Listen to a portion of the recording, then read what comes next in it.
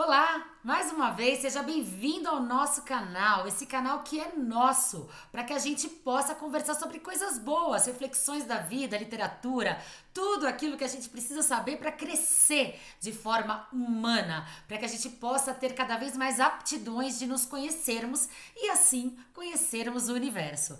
Eu gosto muito da sua presença aqui, peço para você que ao final do vídeo, se você gostar, deixa um like que me ajuda. E se puder compartilhar esse vídeo com um amigo que seja, nossa, já vai me ajudar tanto? Nem queira saber. Te agradeço desde já a atenção.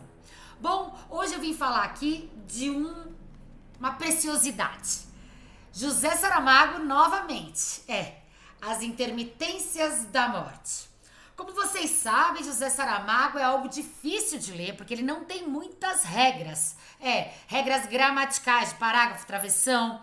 Ele é um pouco diferente do fluxo de consciência, que são várias coisas que aparecem na nossa cabeça, né? Fluxo de consciência é aquilo que você vai pensando. Eu preciso fazer o almoço, mas agora deixa eu fazer isso, deixa eu pegar o microfone, deixa eu fazer um vídeo, deixa eu ler esse livro. Será que eu vou terminar de ler hoje? Será que alguém vai me ligar? Será que eu vou na academia? Vou agora ou vou depois? Isso é fluxo de consciência. Vai rapidinho e sem parar.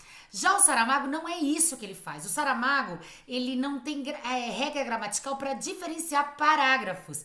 Os textos dele são enormes e o livro fica com aquela mancha, sabe? Mancha é quando não tem aquela quebra dos parágrafos, que dá um alívio na leitura. Então muita gente tem medo de ler Saramago por conta da canseira que isso pode trazer. E traz mesmo. É que ele é tão profundo, tão diferente, tão irreverente, que você acaba querendo ler cada vez mais as coisas dele, apesar dele ter esse estilo característico. Não posso eu, para um ganhador Nobel, falar que ele tem uma falha. Apesar de eu achar, mas é a minha opinião, humilde opinião só para mim, finge que eu nem falei aqui. Ele tem que, você tem que ter paciência, porque eu gosto de ter umas... O parágrafo já dá uma respirada, assim como o diálogo dá uma respirada na leitura, facilita, diminui as manchas e não dá aquela canseira. Mas Saramago é Saramago e ele é desse jeito e tem que aceitar. E vale muito a pena. Se você tiver um pouquinho de paciência, um pouquinho de empenho, vale a pena ler. Bom, neste caso aqui, eu vou tentar não dar muito spoiler, tá? Mas por mais que eu diga qualquer coisa a respeito desse livro, ele vale a pena ser lido. Sim, vale a pena, porque ele tem uma irreverência, uma característica, um jeito, um humor que sai do contexto, sai da normalidade, ele é além da conta. Portanto, por mais que haja alguns spoilers aqui, vale a pena ser lido. Intermitências da morte. Pelo próprio nome, a gente já vê que intermitências é um intervalo que ela dá um tempo. A morte dá um tempo de matar ou de morrer. A gente não sabe muito bem. Mas o livro começa assim. E no dia seguinte, ninguém morreu. Ave Maria! Gente, é tudo que a gente quer. A gente quer a imortalidade, assim como a imortalidade dos nossos entes queridos. É isso que a gente quer na nossa vida. E é assim que a gente espera que isso aconteça, só que nunca acontece, porque todo mundo morre. A única certeza que nós temos na vida é que a gente vai morrer. Mas a gente meio que queria a imortalidade. Tanto é que há uma perpetuação da espécie através dos filhos, através dos livros, através de plantações. A gente quer que a nossa espécie, que o nosso legado continue. Por conta da morte assustadora, do desaparecimento do nosso corpo aqui na Terra. E quando isso acontece nesse país que ele não discrimina qual é, ele não fala qual é esse país, tá? Você supõe que seja Portugal, porque ele é português, mas não necessariamente. Ninguém morreu mais naquele país. E aí, gente, o que parecia ser maravilhoso não é. Não é nada maravilhoso. Porque começa a implicar em várias circunstâncias que você nem consegue imaginar. Ele vai te dando as circunstâncias que aparecem. E isso fica muito divertido. É até pecado, eu acho, falar isso, não. Ele fica divertido mesmo. Ele é irreverente, ele coloca de uma forma tranquila. Sabe por quê? Porque não é que as pessoas melhoram. Elas estão para morrer, mas elas melhoram, vão para casa, têm uma vida tranquila. Não. Se elas estão doentes terminais, elas continuam doentes terminais. Não chegam a morrer. Elas ficam lá naquele beirando ali, naquela linha tênue entre a morte e a vida, na sobrevida, na verdade, porque na verdade não tá nem vivendo mais, tá vegetando. Então, essa situação acaba sendo crítica, porque os hospitais acabam ficando cheios de doentes que não melhoram e acabam chegando mais doentes sem morrer. Então, os leitos ficam cheios. As pessoas que são doentes terminais e estão em casa também não morrem, também é um peso para a família, que quer o seu ente querido com eles, mas um ente querido saudável, não um ente querido totalmente abalado, fisicamente, estruturalmente, emocionalmente, psicologicamente. Então, assim, o que queremos? Queremos a vida de acordo com que ela deve ser vivida, sendo que a hora que ela acaba, ela tem que acabar. Parece óbvio, né? Mas coloca isso na tua vida. A vida de alguém dos seus entes queridos ter que acabar. Não, né? E tem cenas muito tristes que uma mãe leva, porque eles começa a dar uma crise no país, né? Com os hospitais, como eu disse, com a agência funerária, com as agências que não têm trabalho, as agências de seguro que não conseguem pagar os prêmios e não conseguem mais fazer seguro porque ninguém morre. Ninguém recebe. E o pessoal que pagou ainda quer receber aquilo que pagou, porque na verdade não vai morrer, então tanto faz como tanto fez. E isso começa a dar uma crise institucional no país. Até que uma família que ele coloca como sendo de camponeses. Mas depois que ele conta a história, ele vem se desculpar, dizendo que não eram camponeses, porque eles tinham uma charrete. E camponeses naquela época não teriam esse tipo de charrete, então eles deveriam ter uma condição melhor de vida. Saramago é muito diferente, né? Então ele faz essas inserções no meio do caminho. E você vai se adaptando com a leitura dele. Bom, aí essa família tem um doente idoso e um doente criança. A mulher tem um filho que está doente e não vai viver. E tem o pai que também está doente e não morre. Só que eles não morrem, eles ficam lá. E o que eles tentam fazer então? Eles mais ou menos desconfiam que essa morte está acontecendo só nesse país. Aí eles levam de charrete, por isso a desculpa dele posterior, para um país vizinho. Quando eles cruzam a fronteira, essas pessoas morrem, tanto o filho quanto o pai. Olha a tristeza que é isso. A pessoa leva as pessoas para morrer. Então você trabalha aqui com uns assuntos muito necessários de serem discutidos, como a eutanásia, por exemplo, como o aborto, como essas coisas que são colocadas hoje em dia e a gente está tão acostumado com os assuntos que a gente não leva na importância que eles têm que ter. E eles têm a sua importância, eles devem ser discutidos, não devem ser simplesmente proferidos nomes e condutas com qual se tá se acostumando a fazer. Não. O que isso significa para você? É pesado? É grave? Tem que se discutir mais? Não é porque um governo, um pessoal quer isso. Não, você tem que ver o que significa para você, para sua construção histórica, para sua construção religiosa. Isso faz sentido para você? Você considera ou não isso certo ou errado? Isso é sério ou isso é banalidade? Claro que é sério, né? Bom, mas aí essa família leva essas pessoas para morrer na cidade vizinha, no país vizinho. E traz para enterrar desse lado. E quando descobrem isso, o que acontece? O vizinho vai perguntar o que está acontecendo. E a família trata como os portugueses tratam, sabe? Literalmente, isso não é do seu bedelho. Não faça isso, porque não é assunto seu. O vizinho fala, até não é, mas se vocês levarem ele pra morrer, vocês mataram alguém, eu vou denunciar vocês à polícia. E aí fica aquela situação, meu Deus, as pessoas se metendo, mas não era pra morrer, agora não é pra matar. O que é pra fazer, Jesus? A gente matou ou não? A gente só deu um empurrão na vida? Podemos ter esse tipo de determinação? A gente determina essa situação ou não? Para vocês verem a complexidade da situação, a complexidade do que se instaurou no país. Os políticos, a mídia, a imprensa começa a ter uma conversa ali intensa que ninguém sabe muito bem o que fazer. A burocracia começa a empatar a situação para ela ser resolvida. O que acontece? Começam a aparecer os facilitadores, a máfia. Forma-se um grupo que vai levar, uma máfia que leva as pessoas escondidas, camufladas para o outro país para morrer e depois retornam. Ou seja, começa o câmbio negro da morte. Olha que ideia genial que o cara teve e como ele escreve bem, como você vai sendo levado nessa história. E, além disso, começam a ter discussões filosóficas. Eles chamam os filósofos do país. E aí há uma discussão entre os filósofos e o espírito da água. Meu Deus do céu, o que é isso? É isso mesmo. É o espírito que paira sobre a água. E ele discute com esse filósofo. Esse espírito que paira sobre a água, ele tá sobre um aquário. E aí eles discutem qual a importância, o que é relevante, o que deve ser levado em conta, se nada deve ser levado em conta, se outros valores devem ser postos à frente das pessoas para que a gente possa conduzir melhor essa situação. Ou seja, é pano para manga, gente. A gente lê, dá risada, fica triste, fica chocado. Tudo isso numa leitura de Saramago que vale muito a pena. Chega uma hora que a morte escreve para a televisão e ela quer que seja lido. Ela escreve para o governo manda para o diretor da televisão e ela quer que seja lido o seu bilhete, informando que a partir daquela data as mortes vão começar a funcionar. Ou seja, ela teve um intervalo, uma intermitência e a partir de então ela vai voltar a executar.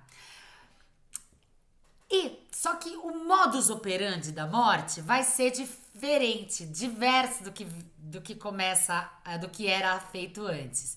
As pessoas que vão morrer, elas começam a receber um envelope púrpura. Eu acho que é púrpura ou é roxo, uma semana antes da morte, para que elas possam decidir as coisas que tem para fazer, se despedir dos seus entes queridos, providenciar o que tem para providenciar, se reconciliar com os amigos, com os parentes que talvez tenham brigado, se reconciliar com Deus diante da vida que talvez você não tenha ligado muito. Chega o momento da morte, que é aquele momento do desconhecido, do medo, para onde vou, o que vou fazer, o que será de mim. Essa hora é importante que você tenha uma reconciliação religiosa que seja. Então, as pessoas são avisadas que vão morrer a partir de uma semana. Mais uma vez eu derrubei aqui o meu microfone, né? Bom, agora, saber da morte em abstrato é muito diferente de saber da morte em concreto. Saber que você vai morrer um dia é uma coisa que todos nós sabemos, mas saber que você vai morrer daqui uma semana é quase desesperador. Vamos tirar os casos mais excepcionais, que são de pessoas deprimidas, doentes e tudo mais, que provocam a própria morte, ou pessoas à base de alucinógenos e tudo mais. Mas consciente, é desesperador saber que você tem mais uma semana de vida. Começa a te dar um pânico que talvez você não consiga fazer nada. Mas é assim que ela vai atuar a partir de então. E ela, na carta dela, ela escreve tudo com letra minúscula, inclusive o seu próprio nome, morte. Só que, porque ela acha que a morte, com letra maiúscula, é uma outra morte. Ela é apenas um braço dessa morte que faz tem que provocar ou fazer as ações necessárias para que as pessoas morram. E a partir de então, ela começa a filosofar, a refletir a respeito. Mas essas regras estão no mundo há tanto tempo, será que não tem que ter uma revisitação para ter uma revalorização desses conceitos, desses princípios? Isso é necessário fazer dessa forma? É necessário agir dessa forma? Ou a gente está agindo apenas em automático? A morte faz essa reflexão. Por que nós não? Porque nós só acordamos, dormimos, comemos, pagamos boleto. Acordamos, dormimos, boletos e pagamos boleto. A gente também não está no automático? Não estaria na hora de refletirmos sobre os valores, sobre os princípios, sobre os quesitos dessa vida? É necessário, né? E a gente não se dá conta, porque o sistema mesmo faz isso. A própria Matrix que a gente vive faz com que a gente viva no automático do pagamento, da sobrevivência, da perpetuação da espécie, sem se questionar, sem evoluir, sem entender a complexidade humana, o desenvolvimento humano, das virtudes que nós temos, já que somos uma fractal de Deus, ou já que Deus nos colocou aqui. O que nós precisamos fazer? Precisamos nos desenvolver nossas virtudes, a beleza, a justiça, a generosidade. Eu me encanto cada vez que eu vejo que eu estou cada vez melhor. Eu me encanto de saber que hoje eu dei tudo de mim para poder ser isso que eu sou de verdade. E me encanta em saber que amanhã eu prometo ser mais um pouco, uma evolução à frente, um passinho à frente de nós. Ou seja, eu preciso nós precisamos, nós humanos, precisamos reconhecer que a gente precisa fazer essa viagem interna para reflexões necessárias, para que a gente possa saber aonde queremos chegar. Será que regras lá do passado que a gente ainda pratica são necessárias? Para vocês terem uma ideia, o Código Penal diz que corromper mulher honesta, acho que é algo desse tipo no crime de estupro ou sedução, algo assim.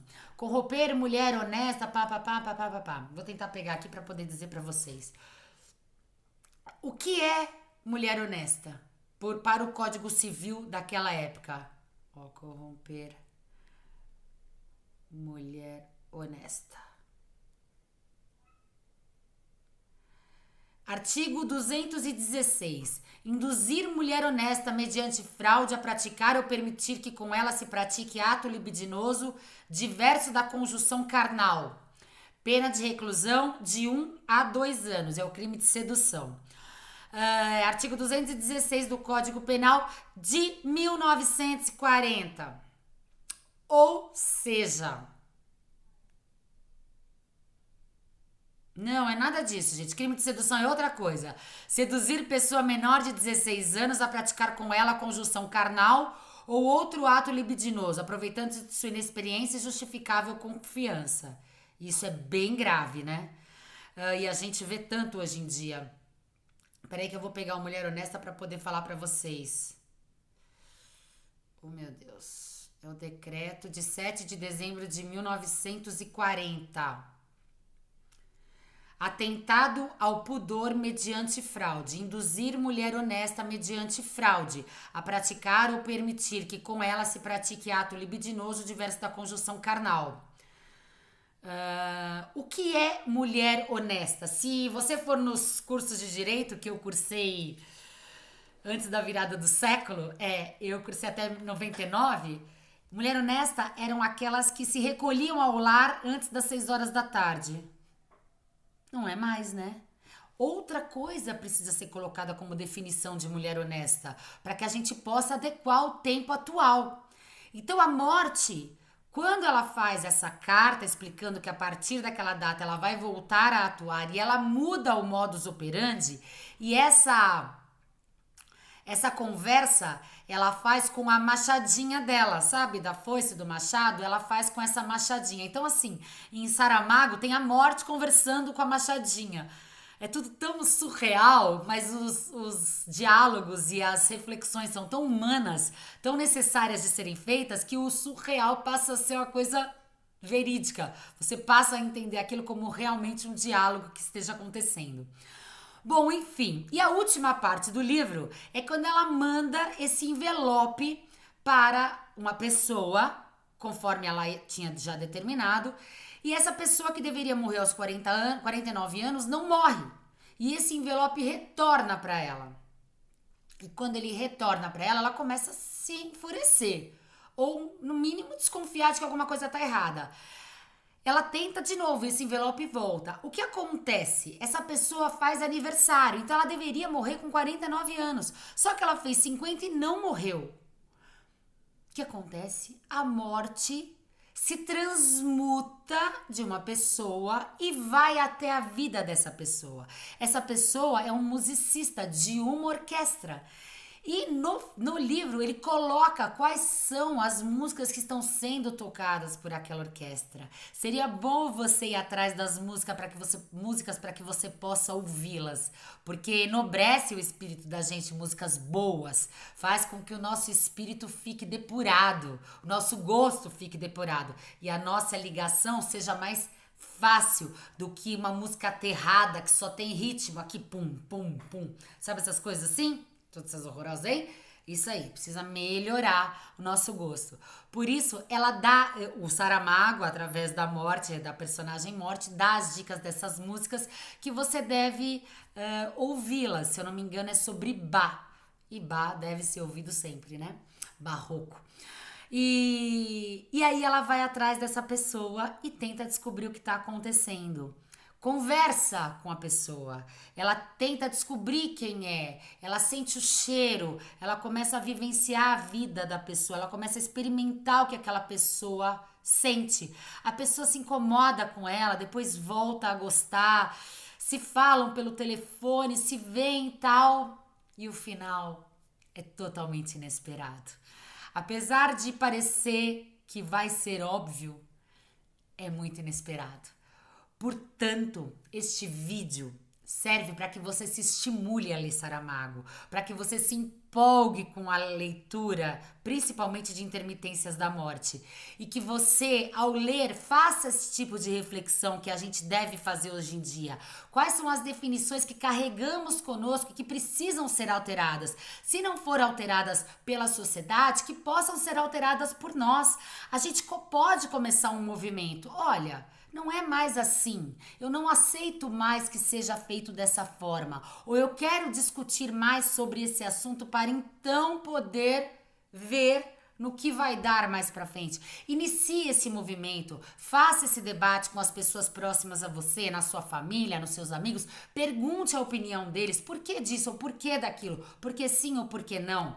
A Intermitências da Morte e as novas atitudes que a morte vai tomando após as reflexões que ela faz em relação ao modus operandi dela, valem muito para serem colocadas no nosso dia a dia. Não deixe essa oportunidade passar. Vá atrás do livro, se empenhe um pouquinho, põe um pouquinho de energia, saia da zona de conforto e leia Saramago, que é diferente dos livros normais. Portanto, faça esse trabalho para que você possa evoluir, para que você possa melhorar cada vez mais. Bom, essa foi aqui a minha dica. Eu tentei ser o mais sucinta possível, apesar de ter me estendido, eu sei, mas é que o tema requer que eu traga exemplos, ou discussões, ou reflexões. Gente, tudo que eu tô falando aqui, coisas pensadas por mim, coisas ouvidas de outras pessoas, e que eu trago aqui para que a gente reflita a respeito. Eu deixo aqui os comentários para que vocês possam trabalhar comigo, o que vocês acharam do livro, se vocês se interessaram em ler ou não, se essas reflexões têm sentido para vocês ou não. Eu tô aqui aberta a essas discussões e peço para que você não esqueça de deixar o like se você gostou, né? Se fez sentido para você. E que você compartilhe, assim o YouTube vai entender que você gosta desse tema, assim como a pessoa também pode se inscrever no meu canal, ajudando-a de uma forma a que ela se instrua com leituras diversas, com reflexões devidas, assim como a mim, que vou ter cada vez mais gente no meu canal para que a gente possa debater e todo mundo evoluir junto. Falou? Muito obrigada pela sua presença e eu agradeço desde já se você deixar, não só, né? Se você deixar o comentário, eu vou agradecer mais. Mas se você ficou comigo até agora, meu muito obrigada.